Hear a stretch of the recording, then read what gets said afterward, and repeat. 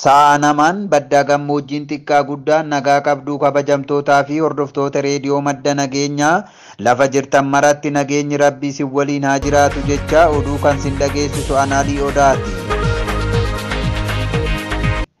Kaaba Oromiyaa godina Walloo Aanaa Jiillee Dummuugaa maayibaasii magaalaa Goodaatti rakkoo dhabamuu ibsaatiin hawaasni magaalichaa baasiif saaxilamee jiru. Ibsaan kun eega badee baatii tokko jalatti kan siqe yoo ta'u, duula TPLF lolaa jedhuun qe'ee deemanii lallabuu malee rakkoo hawaasni keenya keessa jiru mootummaan Bilxiginnaa jedhamtu quba hin qabu. Hawaasni galii ibsaa irraa argatu dhabee rakkoof saaxilamaa jira. Aanaa baatee keessatti halkan edaa namoota lama hidhaman maqaan isaanii akka armaan gadiiti. Ahmad Kamaal Swaalii namootni jedhaman halkan edaa mana jireenya isaanii keessaa mootummaan fuudhee as buutee dhabamsiisee akka jiru nama isaanitti dhiyaatu tokko nuuf mirkaneessee jira. Ilmaan Oromoo guutuu biyyattii keessatti kabaja dhabee lola isaaniif hin malle irratti lakkii ani hin ilaallatu jechuun yeroo didee namni kunis isin laallate nu dida jechuun namoota didan kana qabanii fuula ummataa duraa dhabamsiisaa jiru. Ummanni keenya of eeguu qaba. Didee yookaan isinitti hammaatu ta'e gara waraana isin ilaallatuutti of kenna. Waraana bilisummaa Oromootti dabalamaa ergaan jedhu gola hundaa isiniif darbaa jira. Kibba Oromiyaa godina Gujii aanaa Adoolaa Rooddee ganda Biluu zoonii Hurruu Fooraa jedhamu keessatti manni qonnaan bultoota hedduun abiddaan barbadeeffamaa jiraachuun eerame. Qaamoleen mootummaa dhimmi qunnamtii naannichaa irraa hojjetan fuula miidiyaa hawaasaa isaanii Gujii zoon Adoolaa Road Communication Official jedhu irratti mana gubaa jiraachuu ibsaa jiru. Akka qaamni mootummaa mana ummataa gube kun gabaasaa jirutti ijaarsa seeraan alaa maqaa jedhuun ta'ee mirkaneeffamee manneen ummataa mana citaa 25 ol akkasumas manneen qorqoorroo hedduun abiddaan gubatee jira.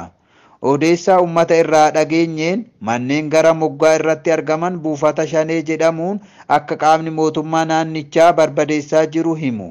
Torbanuma kana ona kanatti bosona dahoo Shanee ta'ee jechuun mancaasaa akka jiran gabaafame. Gocha seeraaf seer-dhabummaa kun godinicha bakka hedduutti babal'ataa akka jiru himama. Ilmaan Oromoo manni irratti gubate daa'immanii fi manguddoota qaban waliin ala hadiyyoo irratti hafanii rakkataa akka jiranis barame.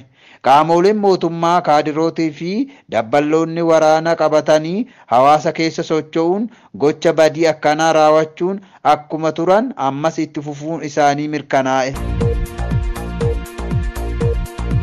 Odeessa biyya alaa keessaa immoo balaliinsa deeggarsa namoomaa dhaabbata biyyoota gamtoomanii UN jalqaba Finfinnee irraa gara Maqaleetti taasifameen hojjettoonni isaa qorichoota barbaachisoo ta'e akka hin fudhanneef dhorkamuu UN'tti waajjirri qindeessaa dhimmoota namoomaa beeksise.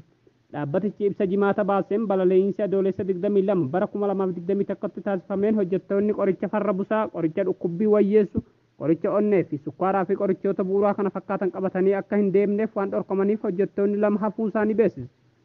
Hojjettoonni kunneenis qoricha kanneen adda kutuu waan hin dandeenyeef gara naannichaa imaluu hin dandeenye jedhe. Xiyyaaricha Finfinneetti shakatta'iinsa cimaan mudatee kan ture yoo ta'u qorichoota dhuunfaa fi laaptooppii akkasumas USB diraayivii meeshaalee hojii wal qabatan akka hin fudhanneef dhorkamuu dhaabbatichi beeksise. Balaliinsa kanaanis hojjettoonni gargaarsa namoomaa UN fi kanneen dhaabbilee idil addunyaa irraa ta'an 34 xiyyaarichaaf fe'amee ture. Tibba sanattis tokko imaltootaaf qarshiin gara Tigraayitti qabatanii akka imalaniif fayyamame $225 birrii 10,000 yoo ta'u kunis turtii isaanii Tigraayiif gahaa miti jedheera dhaabbanni mootummoota gamtoomanii kun. Kana malees naannichatti baankiiwwanii fi tajaajiloonni bu'uuraa kan biraa adda cituun haalaan cimsee jedheera. Magaalota kibbaa fi lixa Afgaanistaanitti argaman gurguddoo keessatti lolli cimaan gaggeeffamaa jiraachuun dhagahame. Hidhattoonni Taalibaan magaalota kanneen to'achuuf jecha humnoota mootummaa Afgaanistaan waliin wal waraanaa jiru. Hidhattoonni Taalibaan kunneenis gartokkeen Heeraat Laharkaar gahaa fi Kaandahar galaniiru. Hidhattoonni Taalibaan kunneenis erga loltoonni biyyoota alaa Afgaanistaan keessaa turan loltoonni hundi fulbaana irraa kaasee akka bahan labsiin kaasee baadiyyaa biyyattii keessatti qabachuu eegalan. Haa ta'u malee carraan magaalota kunneenii hin baramne. Kana malees mootummaan haala kanaan hanga yoomiitti aangoo irra turuu danda'a laata kan jedhus baay'ee yaaddessaa ta'eera. Haala kanaan wal qabates balaan namoomaa cimaa ta'uu mala jedhamuun sodaatamaa jira. Ammaan tanatti Taalibaan walakkaa Afgaanistaan to'atee kan argamu yoo ta'u kanneen keessaas daangaalee gara Iraanii fi Paakistaanitti ce'amuun ni argamu.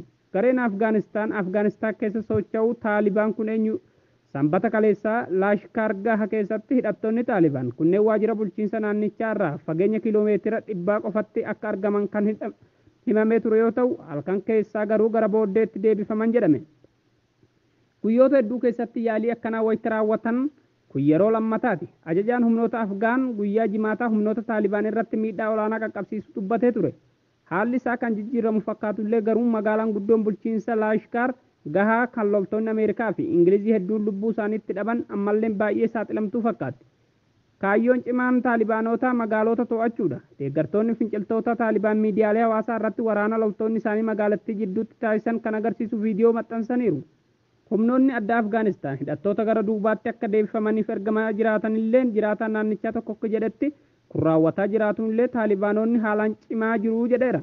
Hidhattoonnis manneen jireenyaa namoota idilee keessa waan galaniif kunis waraanicha walxaxaa taasisuutti himame. Waraanni dheeraa fi cimaan gara fuulduraatti ganaa kan dhagahamu fakkaata. Miseensa mana maree Kaandahaar tokko BBCtti akka himanitti magaalattiitti balaa harkaa Taalibaanotaatti kufuu cimaa keessa jirti. Hanga ammaattis namoonni kuma hedduun bakka jireenyaa kan buqqa'anii fi balaan namoomaa cimaan qaqqabuuf jiraa jedhan.